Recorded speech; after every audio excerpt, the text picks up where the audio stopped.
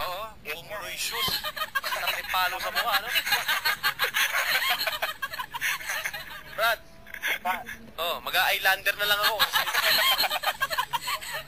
Sandali, mga kabarangay, kasama po natin na ating po kabarangay, ang umawit ng awiting ito na yung naririnig na araw-araw nire-request sa programa. Oo, salamat. Ayan na, pusong lito, mga kabarangay, kasama po natin si Myros. At dahil mo mga fans dito sa Twitter, ah. Ako, hello mga fans. Ayan, no?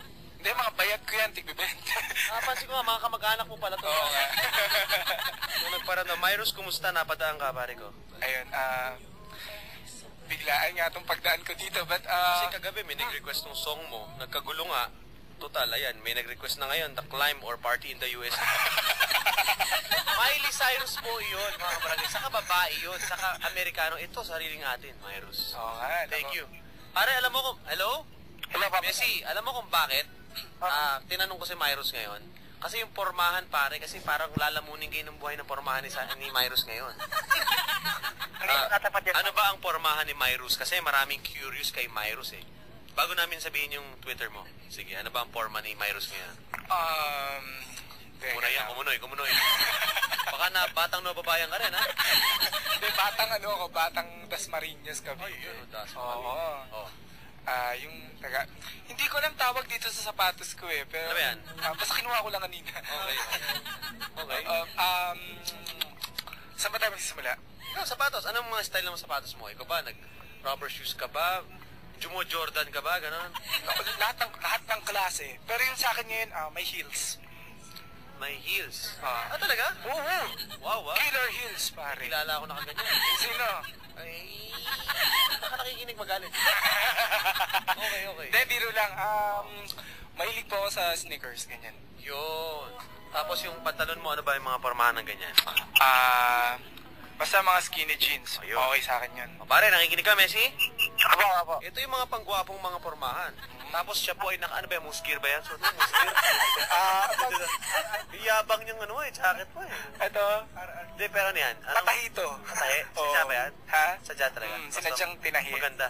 Oo, salamat. Okay. So, tapos, yung hairstyle nga ni Myros, mga kabarangay, medyo iba yan. Ang tawag dyan? Kulot-kulot. Talaga? Pero yung sa side na medyo mas bawas, no? Hanep, ano? Dapat, hindi kasi minamalas ako pag may buko sa gilid eh. So, talagang every 5 days pinapatanggal ko siya. Okay. Tanungin natin dito, Myros, yung pormahan ng buhok nila. Sige. Messi, labag sa loob ko pero tatanong ko. Ala? Kasi nandito si Myros eh. Pare, gandang lalaki. Malamang wala kang sinabi dito. Papadan. Ha? Napansin ko nga, katapatan ko na eh. Tapatan mo. Yung buhok mo, ano ba style? Ang tawag dito, papadan pointing vertically upward. Pointing vertically upward. Siyempre, Okay, magkano gupit niyan? 40.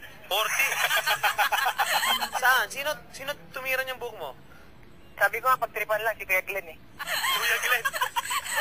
Sa barbershop? Ay, barbershop. Wala bang pangalan ng Pilay, si Pilay, gano'n? Yan dito si Roger Pilay. Yun na, sabi siya. Gumugupit din. Gumugupit. Lagi may Pilay na gumugupit. Napansin ko lang. Sa totoo lang, ha? Ano yan?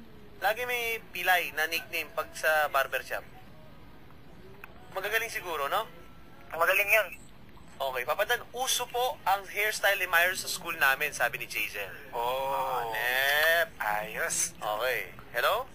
Papadan, nalilito na po ang puso ko. Nandiyan pala si Myros from Joel. Ba, hanep, ano ha? Nandito kaya nga nandito siguro. So, Myros, ikaw ba, nagninong ka na ba sa kasal? Hindi pa naman. Hindi pa. Ikaw ba naging tulay ka na para maging magsyota ang dalawang, alam mo na? Lagi na lang. Oo. So, wala ka ngayong sweetheart? Wala. Naku. Naghahanap nga ako ng sweetheart eh. Roxanne. Hello. Roxanne. Kala ko hindi ako kasali.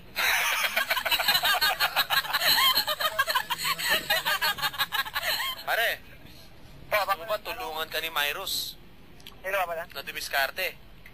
Kala ko siya sweetheart ko, Papadan. Kanino ka masyado? Hindi ka dito. Dapat may mga Papadan eh. Dapat merong mga strategy kasi. Ayan. Para sa pag nanliligaw ka kapag nagpapakit ka sa mga babae. Dapat, Ano ba ang mga ligaw tips ni Myros pag si Myros ang didiskarte? ano lang, kindat, smile, ganun.